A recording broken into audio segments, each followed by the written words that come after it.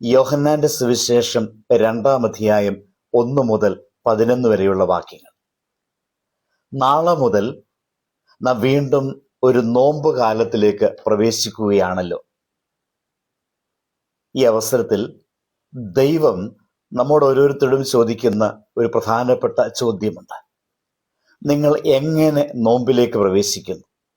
വെറും ആചാരങ്ങളോടും അനുഷ്ഠാനങ്ങളോടുമോ, അതോ ആത്മീയമായ നവീകരണത്തോടും ഹൃദയ പരിവർത്തനത്തോടുമോ?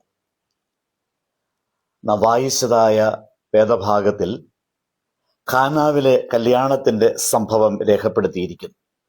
അവിടെ നിന്ന് നോമ്പിലേക്കുള്ള മനോഹരമായ ആത്മീയ പാഠം നമുക്ക് ലഭിക്കുന്നു. യേശു ചെയ്ത ആദ്യത്തെ അത്ഭുതം വീഞ്ഞാക്കി വെള്ളത്തെ മാറ്റുന്നു. ഈ അത്ഭുതം വെറും ഒരു സന്തോഷത്തിനായുള്ള ഇടപെടലല്ല, മറിച്ച് നമ്മുടെ ആത്മീയ ജീവിതം എങ്ങനെ മാറണം എന്നതിൻ്റെ ഒരു ദൈവിക സന്ദേശമാണ് നൽകുന്നത്. ആദ്യം നാം ഈ വേദഭാഗത്തിൽ കാണുന്നത് ആ ഭവനത്തിൽ യേശുവിനെയും അവൻ്റെ ശിഷ്യന്മാരെയും വിവാഹത്തിന് ക്ഷണിച്ചു എന്ന സത്യമാണ്. യേശു ക്ഷണിക്കപ്പെട്ട ഒരു ഭവനമായിരുന്നു അത്. യേശു ഇല്ലാത്തിടത്ത് യഥാർത്ഥ സന്തോഷം നിലനിൽക്കുകയില്ല. എന്നാൽ യേശു ഉള്ളിടത്ത് അനുഗ്രഹവും സമാധാനവും അത്ഭുതവും ഉണ്ടാകും. അതുപോലെ തന്നെ യേശുവില്ലാത്ത നോമ്പ് വെറും അനുഷ്ഠാനവും ആചാരവും മാത്രമാണ്. എന്നാൽ യേശുവിനെ ക്ഷണിച്ചതായ നോമ്പ് വിശുദ്ധീകരണത്തിൻ്റെയും ആത്മീയ വളർച്ചയുടെയും അനുഭവമായി മാറുന്നു. അതുകൊണ്ട് നോമ്പിലേക്ക് പ്രവേശിക്കുമ്പോൾ ആദ്യം ചെയ്യേണ്ടത് യേശുവിനെ നമ്മുടെ ഹൃദയത്തിലേക്ക് ക്ഷണിക്കുകയും പ്രാർത്ഥനയോടെയും ആത്മപരിശോധനയോടെയും നമ്മുടെ ജീവിതം അവൻ്റെ സന്നിധിയിൽ സമർപ്പിക്കുക എന്നതുമാണ്. വീണ്ടും വേദഭാഗത്തിൽ നാം കാണുന്നു, അവിടെ ഒരു കുറവ് സംഭവിക്കുന്നു. വീഞ്ഞ് തീർന്നു പോകുന്നു. മറിയം യേശുവിനോട് വളരെ ലളിതമായി പറയുന്നു, അവർക്ക് വീഞ്ഞില്ല. ഈ വാക്കുകൾ നമ്മെ ഒരു വലിയ സത്യത്തിലേക്ക് നയിക്കുന്നു. നമ്മുടെ കുറവ് തിരിച്ചറിയാതെ ഒരിക്കലും ദൈവത്തിൻ്റെ അത്ഭുതം അനുഭവിക്കുവാൻ സാധിക്കില്ല. നോമ്പെന്നത് നമ്മുടെ ജീവിതത്തിലെ കുറവുകളെ തിരിച്ചറിയാനുള്ള സമയമാണ്. നമ്മുടെ പ്രാർത്ഥനയിലുള്ള ക്ഷീണം, സ്നേഹത്തിലെ കുറവ്, വിശുദ്ധിയില്ലായ്മ, പാപത്തിലേക്കുള്ളതായ വീഴ്ച എന്നിവ നമുക്ക് സമ്മതിക്കേണ്ട സമയമാണിത്.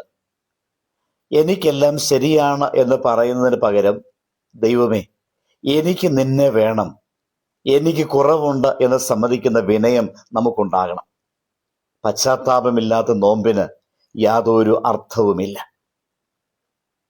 മറിയം ഈ വേദഭാഗത്തിൽ സേവകരോട് പറഞ്ഞതായ വാക്കുകൾ വളരെ പ്രധാനപ്പെട്ടതാണ്.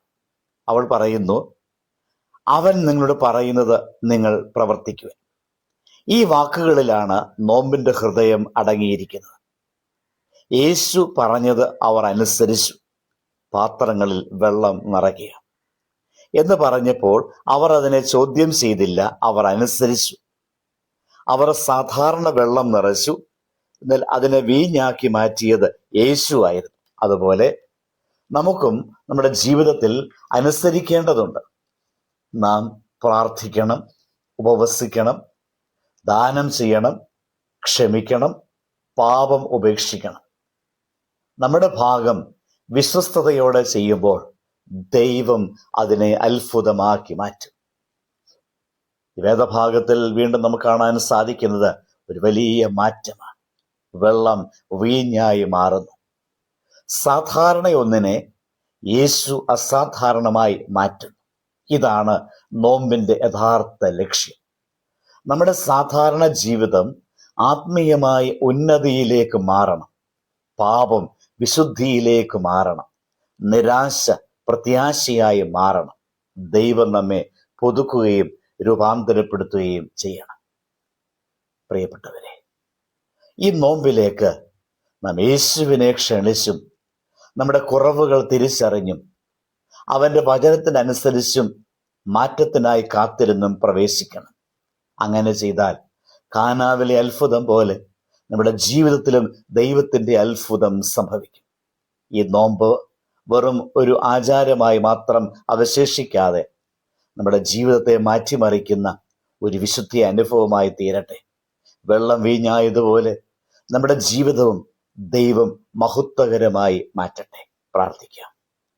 കരുണാനിധിയായ ദൈവമേ, ഈ വിശുദ്ധ നോമ്പ് കാലത്തിലേക്ക് ഞങ്ങളെ കൊണ്ടുവന്നതിനായി ഞങ്ങൾ നിന്നോട് നന്ദി പറയുന്നു. കാനായിലെ കല്യാണത്തിൽ വെള്ളത്തെ വീഞ്ഞാക്കി മാറ്റിയതുപോലെ ഞങ്ങളുടെ ജീവിതവും അവിടുന്ന് മാറ്റണമേ.